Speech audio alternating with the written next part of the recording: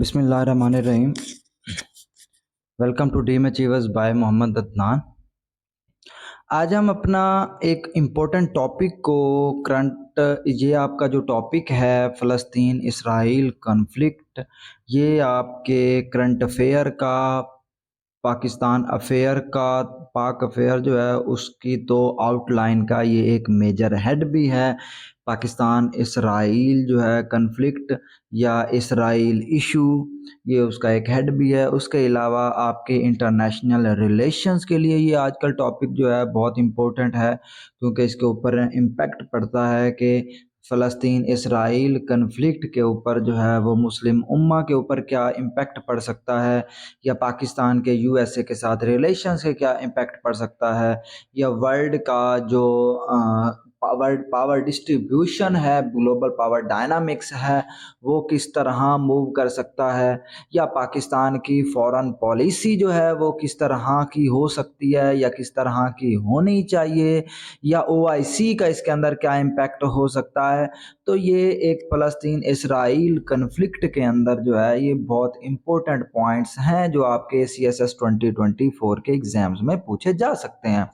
उसके अलावा जो है फ़लस्तीन इसराइल का करंट अफेयर का बड़ा इंपॉर्टेंट टॉपिक है करंट अफेयर के अंदर, क्योंकि 7 अक्टूबर 2023 को हमास जो फ़लस्तीन की एक ऑर्गेनाइजेशन है और ये फ़लस्तीन के अंदर इलेक्शंस में भी रही है और इनकी ये पावर में भी रही है यासिर अराफात के ऑर्गेनाइजेशन के अगेंस्ट। तो फतह जो यासिर अराफात साहब की थी उसके अगेंस्ट ये पावर में भी रही है। तो उन्होंने जितने भी एरियाज़ जो हैं वो इसराइल ऑक्युपाइड थे, जैसे गज़ा स्ट्रिप था, उसके जो इसके अलावा भी डिफरेंट एरियाज़ थे जो फॉर एग्ज़ाम्पल सीरिया और इसराइल के दरमियान जो कन्फ्लिक्ट चल रहा था, गोलान हाइट्स का। तो इस तरह के डिफरेंट कॉन्फ्लिक्ट चल रहे थे, तो उसके ऊपर हमास ने जो है वो 7 अक्टूबर 2023 को जूस के ख़िलाफ़, इसराइल की आर्मी के ख़िलाफ़ जो है उन्होंने रेवोल्यूशन स्टार्ट की और रिबेलियन स्टार्ट किया और उसके बाद वो अपनी आज़ादी के लिए लड़ रहे हैं। तो हम इस सारे प्रोसेस को डिस्कस करने से पहले हम इसकी थोड़ी सी हिस्ट्री को डिस्कस करते हैं। बेसिकली 1897 में बिफोर 1897 जूस जो थे, यहूदी जो थे, उनके पास अपनी कोई ऑर्गेनाइजेशन या अपनी कोई इंडिपेंडेंट टेरिटरी नहीं थी। तो 1897 में अपनी इंडिपेंडेंट टेरिटरी के लिए ज्यूज जो हैं एक मूवमेंट स्टार्ट करते हैं, ज़ियोनिस्ट मूवमेंट। और time with the passage of time ये उस ज़ियोनिस्ट मूवमेंट को WZO के नाम से बताते हैं, वर्ल्ड ज़ियोनिस्ट ऑर्गेनाइजेशन। और इसका जो मेन मोटिव था that was advocate for the establishment of Jewish homeland in फ़लस्तीन। अब क्या होता है कि इस वर्ड और WZO के बाद बहुत सारे ज्यूज जो हैं वो फ़लस्तीन की तरफ मूव करते हैं और फ़लस्तीन में सेटल डाउन होना स्टार्ट हो जाते हैं। 1916 में आफ्टर वर्ल्ड वार टू, 1914 में वर्ल्ड वार वन स्टार्ट 1914 में वर्ल्ड वार वन स्टार्ट होती है। वर्ल्ड वार वन में जो है वो ब्रिटिश जो है वो जीत जाते हैं और ब्रिटिश ये जो फ़लस्तीन का एरिया था ये ब्रिटिश एंड फ्रांस की कंबाइन टेरिटरी बन जाता है। तो यहाँ पे 1916 में एक एग्रीमेंट होता है जिसका नाम था Sykes Picot agreement. That was the secret agreement between Britain and the France that led to the division the old Ottoman Turkish empire, क्योंकि उस टाइम ये सारा एरिया जो था वो तुर्किश एम्पायर के अंडर था। उसके बाद ब्रिटिश के एक फॉरेन सेक्रेटरी थे, उनका नाम था जेम्स बाल्फोर, और वो एक रेजोल्यूशन देते हैं, उसका नाम था बाल्फोर डेक्लेरेशन, और उसके अंदर वो एग्री हो जाते हैं to the establishment of Jewish homeland in फ़लस्तीन। अब यहाँ पे थोड़ा सा चेंज आता है 1930 में, जब नाजीज जो है हिटलर साहब, उनकी नाजी पार्टी जर्मनी के अंदर पावर में आती है। तो उन्होंने क्या किया कि उन्होंने उन सारे एरियाज से जूइश जितने भी थे उन जूइश को ढूंढ ढूंढ के उनको कत्ल करना स्टार्ट कर दिया। अब यहाँ पे एक ड्रामेटिक चेंज आता है कि यूरोप के अंदर जितने भी जूस यहूदी आबाद थे वो सारे यहूदी जो हैं वो हिटलर के डर से आके आबाद हो जाते हैं फ़लस्तीन के एरिया के अंदर, ठीक है?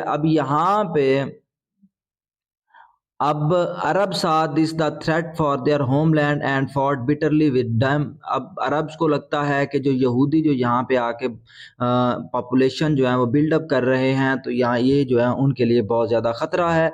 अब यहाँ पे 1947 में British referred the question of the future of फ़लस्तीन टू यूनाइटेड नेशन, और यूनाइटेड नेशन वीटो कर देती है कि फ़लस्तीन को 2 पार्ट्स में डिवाइड कर दिया जाए। One was Jewish land, second was Arab territory. तो ये 2 हिस्सों में डिवाइड हो जाती है। अब यहाँ पे हम डिस्कस करते हैं कि जो फ़लस्तीन की टेरिटरी थी वो पोस्ट वार्स में अंदर, मतलब जो पीछे जितनी भी वार्स हुई हैं अब between Palestine and Israel forces, उनके अंदर कैसे कैसे गया। तो सबसे पहले 1947 में वार हुई, वर्ल्ड वार 2 के एंड होने के बाद, जिसमें united nations vote to the partition of फ़लस्तीन अंडर ब्रिटिश मैंडेट। अब 2 स्टेट्स बनती हैं, Jews state and Arab state. Jews जो है वो इसको एक्सेप्ट करते हैं, और जो यूनाइटेड नेशन इसको, यूनाइटेड स्टेट्स जो है वो जूस की इस यूनाइटेड नेशन की इस रेजोल्यूशन को सपोर्ट भी करते हैं, बट अरब इसको रिजेक्ट कर देते हैं। अब 1948 एंड 1949 के अंदर जो है ब्रिटिश जो है वो अपनी कॉलोनी ख़त्म कर देते हैं, और वो टोटली कंट्रोल जो है वो 2 अरब स्टेट यूनाइटेड नेशंस के अकॉर्डिंग जो बनी, अरब टेरिटरी एंड जूस टेरिटरी, तो उनको कंप्लीट कंट्रोल देते हैं, कंट्रोल देकर चले जाते हैं। अब जैसे ही वो कंट्रोल देते हैं तो इसराइल क्या करता है, Israel Egypt, Jordan, Syria, Lebanon and Iraq के ऊपर जो है वो अपनी आर्मीज भेजता है और वहां पे इन्वेजन करने की कोशिश करता है। अब इसके बदले में क्या होता है, जब वार स्टार्ट होती है तो वो इन 6 कंट्रीज के ऊपर जब हमला करता है, तो बाद में जब वार एंड होती है विद इसराइल कंट्रोलिंग ऑल फ़लस्तीन except Jordan control west bank and Egypt control Gaza strip. अब बाकी फ़लस्तीन के ऊपर इसराइल कब्जा कर लेता है, बस सिर्फ 2 हिस्से रह जाते हैं, जॉर्डन के पास रह जाता है वेस्ट बैंक एंड इजिप्ट के पास रह जाता है गजा स्ट्रिप। अब 1967 में जो है इसराइल जो है defeat Egypt, Jordan and Syria in a brief war and gain control of. अब वहाँ जो 1948 एंड 49 की वार के अंदर जो एरियाज जॉर्डन और इजिप्ट के पास रह गए थे, 1967 की वार के अंदर क्या होते हैं, वो सारे एरियाज इसराइल अपने पास ले लेता है, और इजिप्ट, जॉर्डन और सीरिया को शिकस्त दे देता है, और शिकस्त देने के बाद West Bank, Gaza strip, east यरूशलेम, गोलान हाइट, जो सीरिया और इसराइल के दरमियान अभी भी कन्फ्लिक्ट चल रहा है, और सिनाई पेनिनसुला जो है वो उसमें अपना कंट्रोल संभाल लेता है।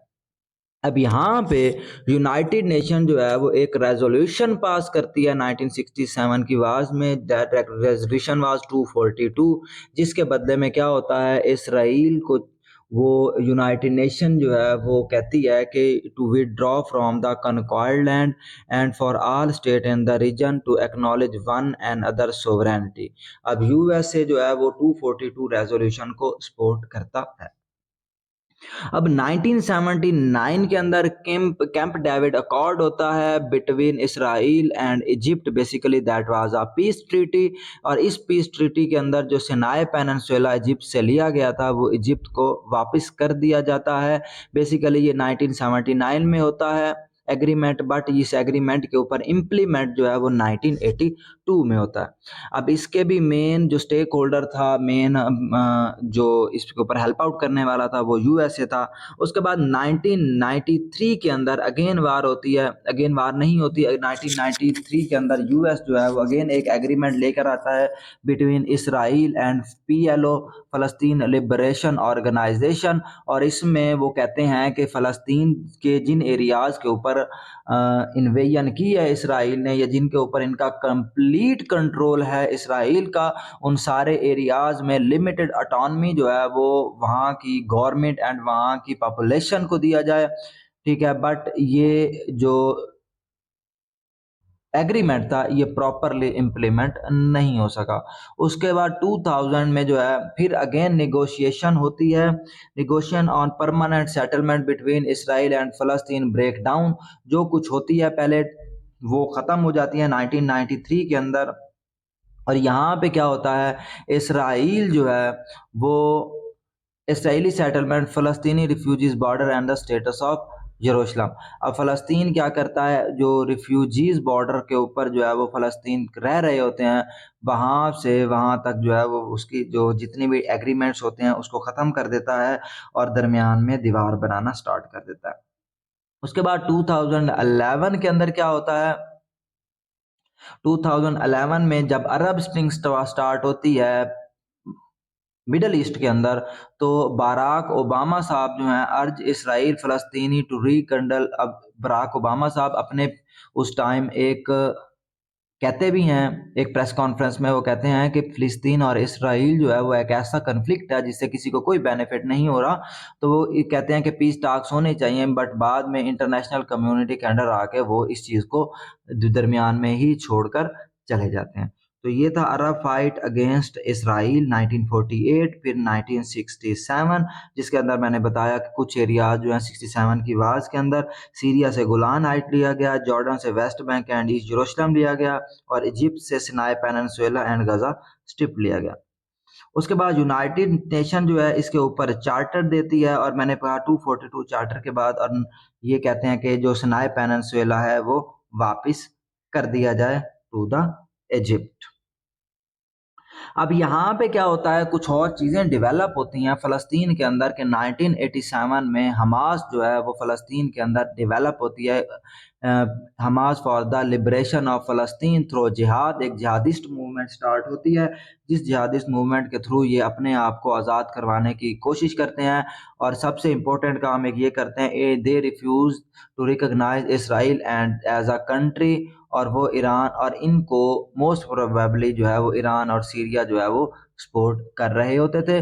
अब यहाँ पे उसके बाद एक और ऑर्गेनाइजेशन भी डेवलप होती है under the leadership of Yasser Arafat, that was PLO, people liberation organisation, जिसको फतह भी कहते हैं। ये पीपल लिबरेशन ऑर्गेनाइजेशन के अंडर था, जिसको फतह भी कहते थे। तो ये बेसिकली जो है ये यासिर अराफात की ये जो फतह की पार्टी थी, ये बेसिकली टू स्टेट सॉल्यूशन जो दिया गया था कि दो टेरिटरीज हों, एक अरब टेरिटरी हो, अरब स्टेट हो, दूसरी जूइश स्टेट हो, तो ये इसको एक्सेप्ट करते थे।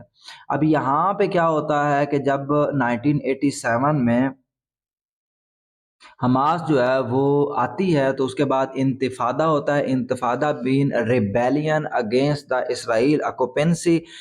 इसके अगेंस्ट जो है वो रिबेलियन स्टार्ट करते हैं, इसके अगेंस्ट रेवोल्यूशन लेकर आते हैं, तो इसे कहते हैं इंतफादा।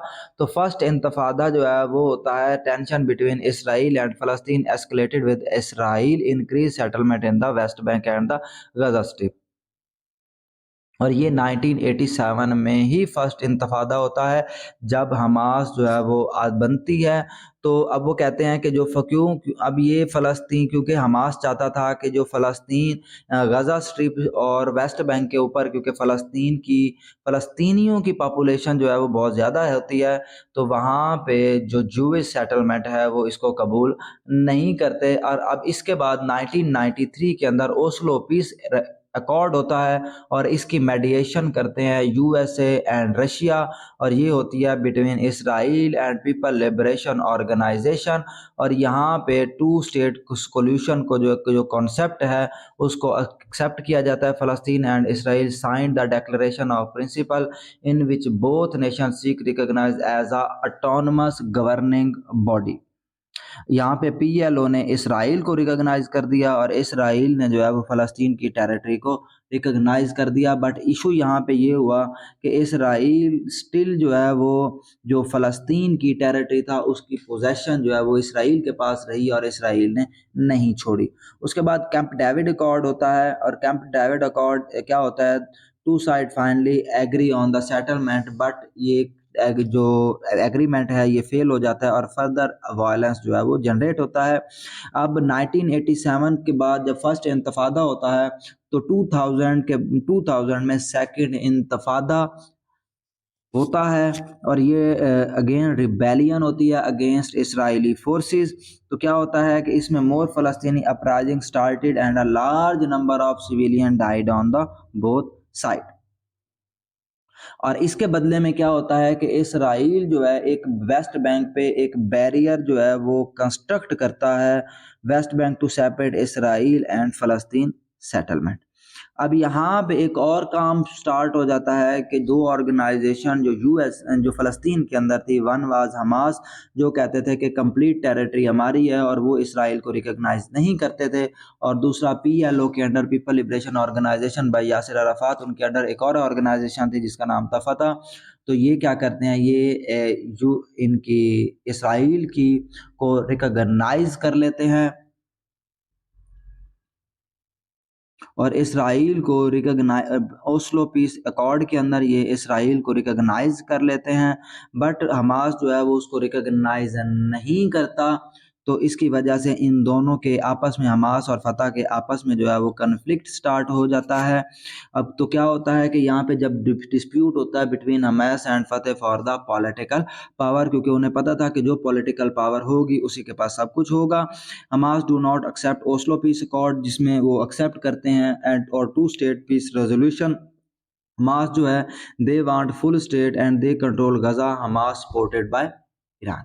अब गजा स्ट्रिप के ऊपर तकरीबन कंट्रोल जो है वो हमास का था। फाते जो थे they accept Oslo peace accord and negotiation for peace, they control the west bank. अब गजा के ऊपर हमास का कब्जा हो गया और वेस्ट बैंक के ऊपर हमास का फतह का कब्जा हुआ।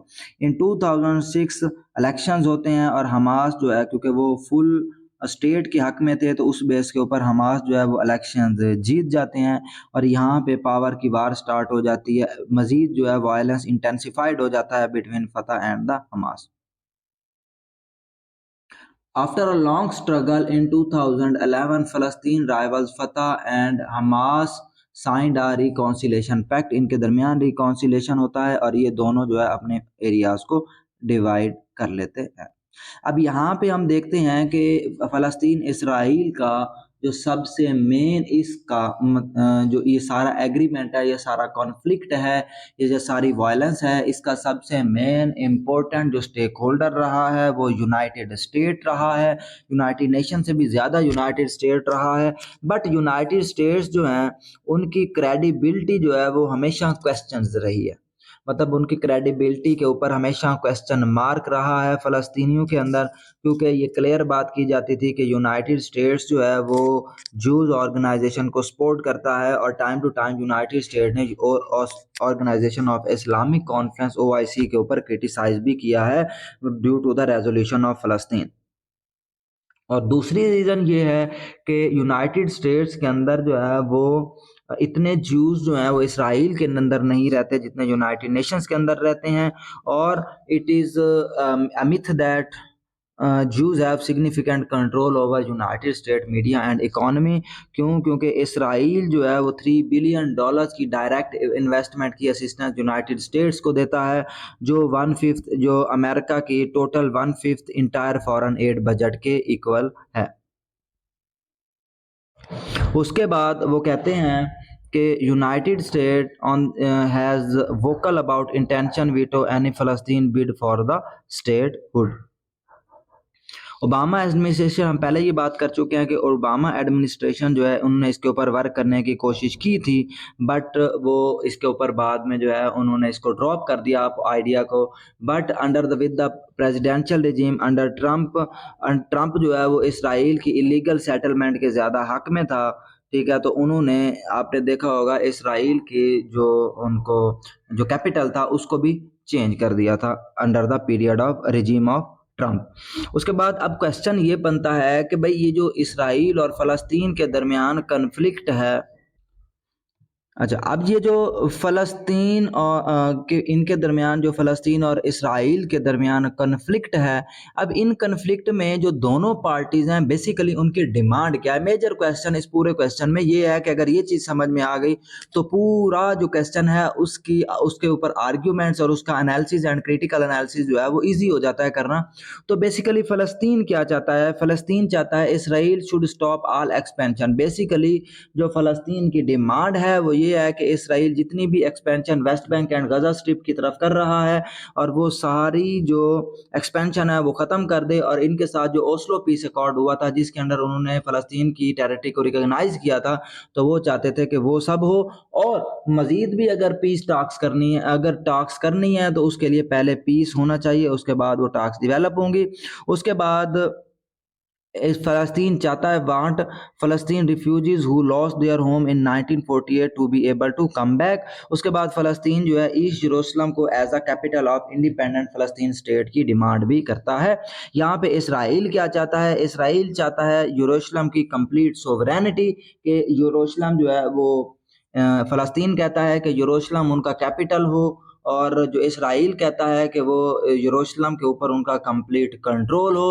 उसके बाद इसराइल चाहता है कि all over the world specifically all Arab countries जो हैं वो इसराइल को एज अ जूइश स्टेट जो है वो रिकॉग्नाइज करें, जिसके ऊपर बाद में बहुत इब्राहिम अकॉर्ड हुआ भी सही, जिसके अंदर 5 कंट्रीज़ ने, अरब की कंट्रीज़ ने जो है वो इसको एक्सेप्ट किया भी था।